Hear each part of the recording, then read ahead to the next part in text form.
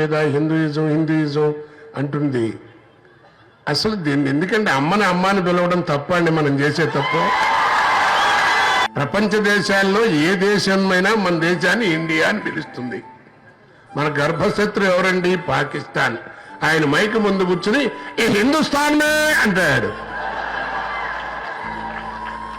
మన గర్భశత్రువే హిందూ దేశం అని ఒప్పుకుంటుంది. ఇంకెందుకని దీని గురించి డిస్టర్బెన్స్ అనవసరంగా. పిచ్చోళ్ళు కాదు, పిచ్చి మాటలు కాదు. మన ధర్మం, మన సంస్కృతి, దీన్ని నమ్మండి. దాని ప్రకారం ఇంట్లోనే ఉందండి. కాలే వర్షతు పర్జన్య పృథివీ సస్యశాలిని అని సకాలంలో వర్షాలు పడాలి, సకాలంలో వర్షాలు పడాలి, పృథివీ అంతా చల్లగా ఉండాలి, అందరం బాగుండాలి అనేటువంటిది పద్ధతిలో ఉన్నటువంటి గొప్ప కోరిక ఉన్నటువంటి హిందూయిజం.